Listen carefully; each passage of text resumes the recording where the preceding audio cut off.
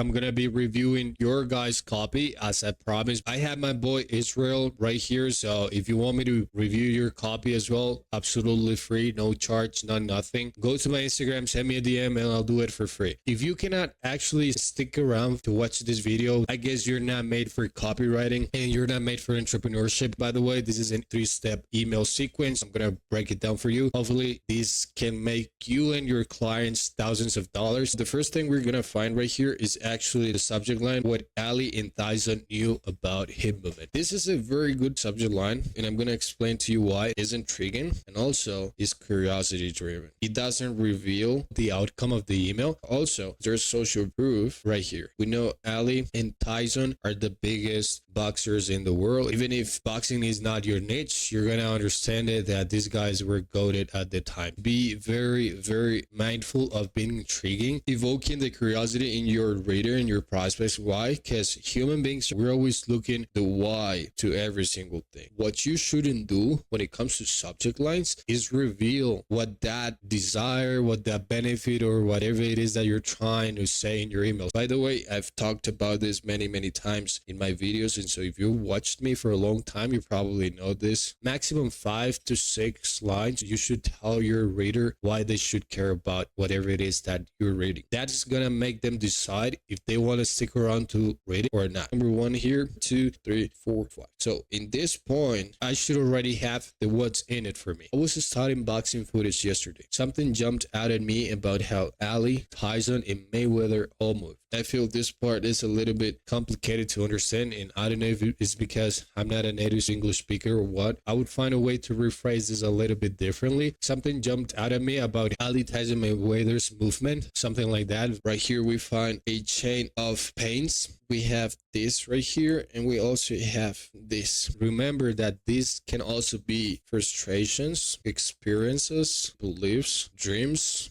goals. We have 2 types of motivators, right? We have positive and we have negative motivators. Making 10K a month, buying your dream car, buying houses, retiring your parents. Now, let's talk about negatives. What could have been but is not. Staying stagnant, being broke, dying alone. Positive meaning pleasure, and negative meaning pain. Pain is gonna be the strongest emotion. So that's why copy that leads with those pain points is gonna be very good if we compare that to the pleasure. Because something that I heard when I was starting copywriting, by the way, if you don't know, I paid for Gadget Agency Navigator. Something that Louis, his copywriter, says that people are always gonna be moved by pain rather than pleasure. Somebody tells you like, hey, if you go from point A to point B, I'm gonna give you $100. So what are the chances of you actually going there? Probably it's gonna be 50-50, right? But now let's imagine that it's the same situation, but now it's pain.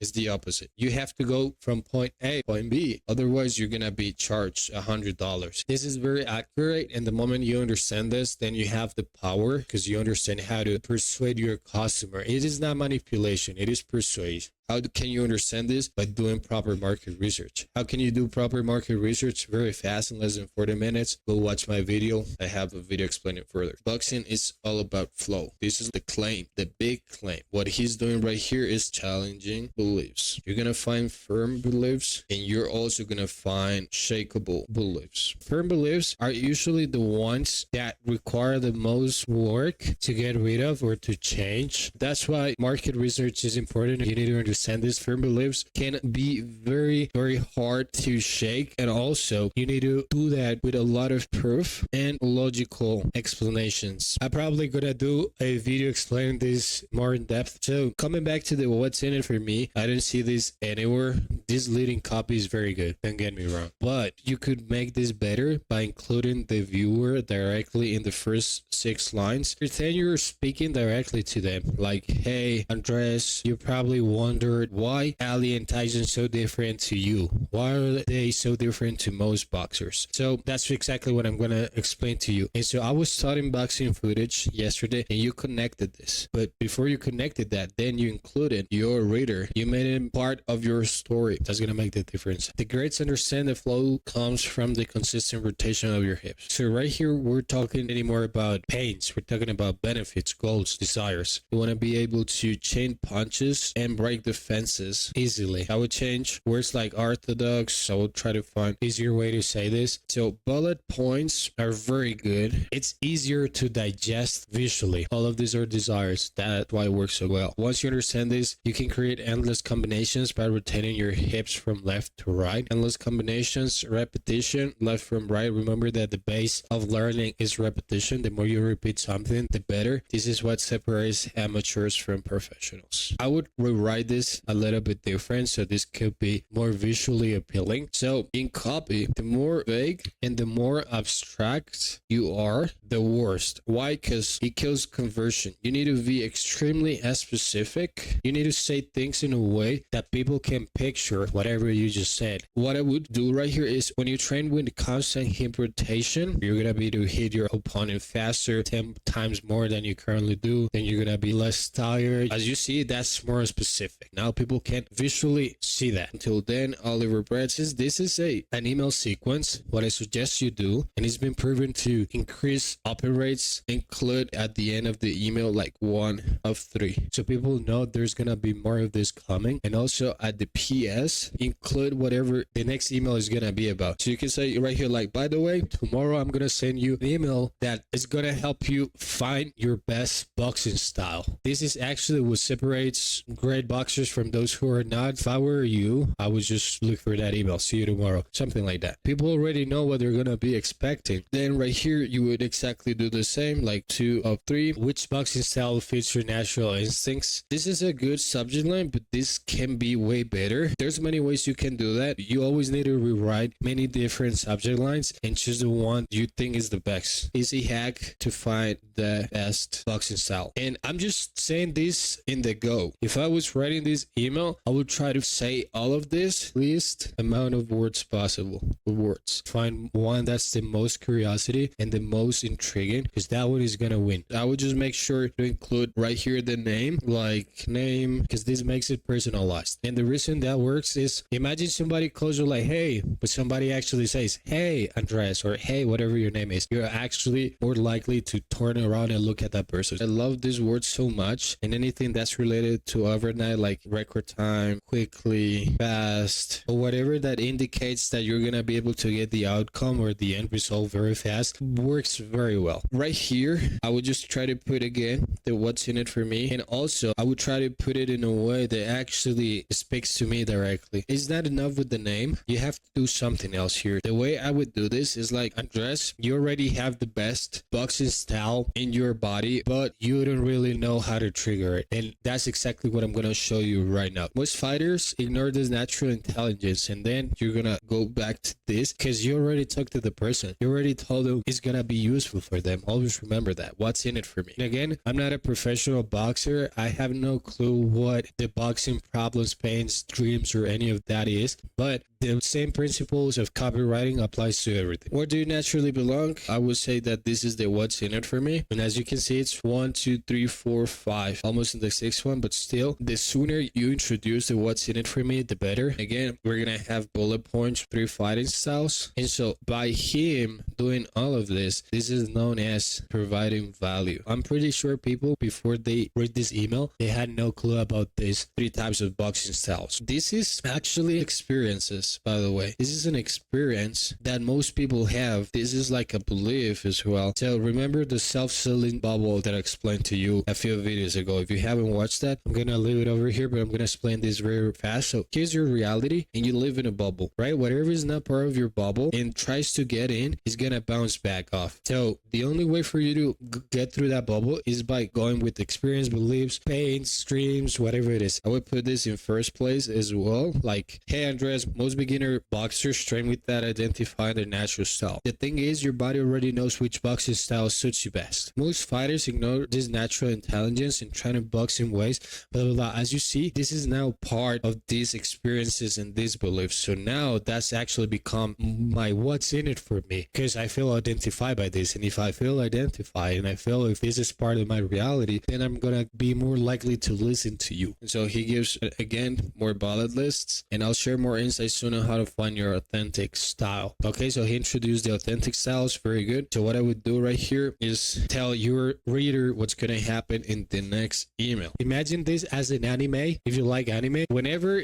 the chapter for that season is gonna end, they're gonna show a little bit of what's gonna happen in the next one. And if they don't do that, they're gonna cut the chapter in the best possible moment. I want you to apply that. Power secret behind knockout punches. Okay, I like this. It's intriguing. This is curiosity. This is good. The 80-year-old man. This is related to the subject line. I like this. He wasn't muscular. He wasn't straining. So as you see right here, these are all limiting beliefs, meaning people believe that to punch very hard, they need to be muscular, but he's challenging those beliefs. But the impact made us all turn our heads. I would try to be more visually with your words right here. And what I mean by that is, instead of saying like threw the hardest punch, I would put something like the 80-year-old man who threw the hardest punch at my gym broke, you name that thing that hangs on the ceiling with sand. This guy hit this thing so hard that it fell to the ground and there was sand all over the place, blah, blah, blah. And the thing is, he wasn't muscular. The thing is, he wasn't straining. I'm not gonna lie to you. I was very impressed. I enjoy watching him because he understood something most fighters never grasp. Right here, you're teasing your viewer. I enjoyed watching him because he understood something most fighters never grasp. But you didn't tease me enough. You go straight into true power comes from physics, not force. So what do you mean by this? I would add one or two more paragraphs talking about this. Imagine you're about to have sex and so you're teasing and then you kiss her and that's it and you just go to put your dick inside. It's not gonna work like that. So I would go like, I enjoy watching him because he understood something most fighters never grasp. One thing that if fighters understood, they would be able to hit like he does. They would be able to knock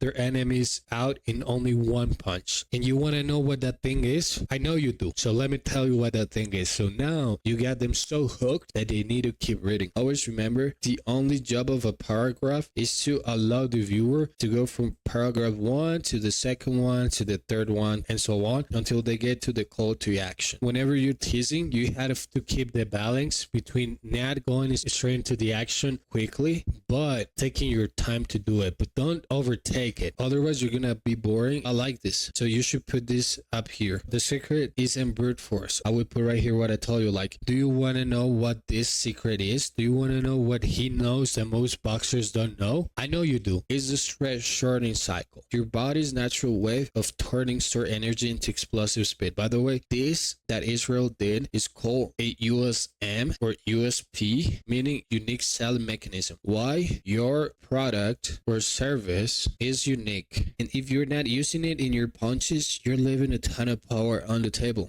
This is very abstract. Always remember, abstract kills money. So you need to be specific. If you're not using it in your punches, whoever knows this is going to use it against you to knock you in one single punch. And you're going to lose the fight. But if you do, you're going to become so fucking good at boxing that winning is not going to be an issue for you anymore. You have to go with those true desires, those goals, those benefits. Don't be freaking abstract and vague. Most beginners try to muscle their punches, but the real powers come from elasticity and timing. You're revealing what this is about. If you want to get the viewer hooked, like even until the bottom, don't reveal what it is about yet until you reveal your program, your course, whatever it is, because I'm pretty sure you're gonna leave a call to action here to go to sales page or a YouTube video or whatever it is. Sell the idea first, then sell the product. What do I mean by this? You could say something different like, most beginners try to muscle their punches, but the real power doesn't come from this. It comes from something else. Right here is the whatever it is that you're selling. I wouldn't put these bullets right here if what you want to do is sell me your product, your coaching, your camp, whatever it is. Instead, what I would do is sell the idea going back to the USM. It's a stretch shortening cycle. And then you will say, with the stretch shortening cycle, you're going to be able to turn your hips back. You'll be able to create a stretch that travels up to your shoulder like a loading spring. You'll be able to rotate your hip before throwing right cross, blah, blah, blah. But the thing with this is that this focuses too much on the features. What you need to do is focus more on the benefits. Always, for every single type of product, for every single type of service, you're going to have features in one column right here, and then you're going to have benefits. The easiest way for you to know what a benefit is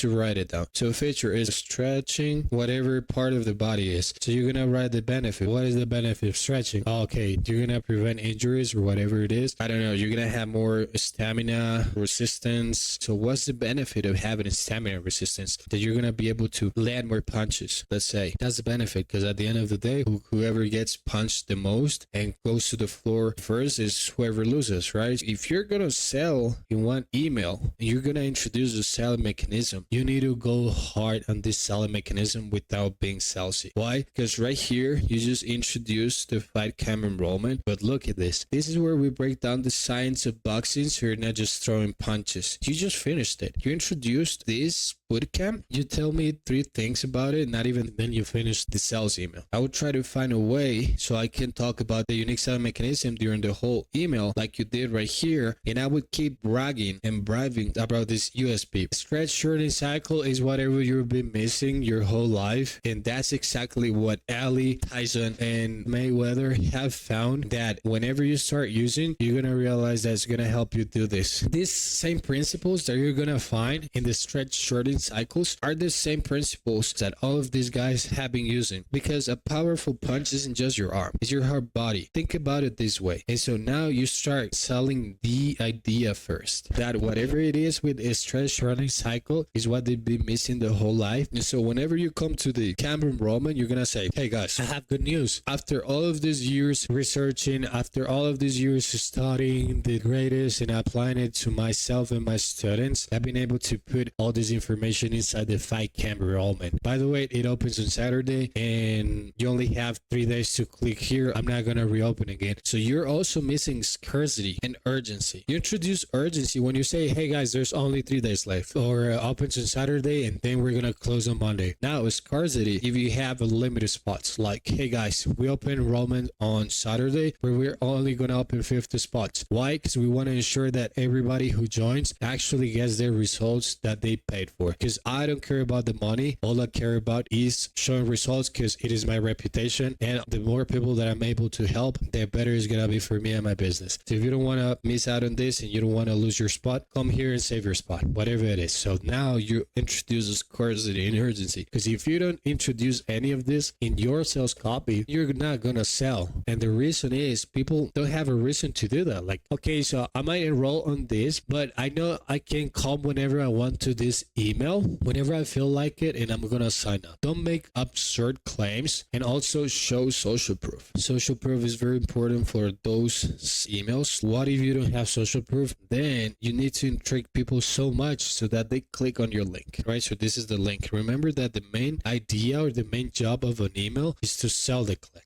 To what? To a sales page, to a webinar, to a seminar, whatever it is. And then in the sales page, there's gonna be an offer so good that people cannot say no to it. So you always need to have all of these things in mind. If you actually want to sell, you need to apply all of these things, especially when you introduce a USM or a USP. If you guys learned something today, I want you to please hit the like button, and I'll see you in the next one.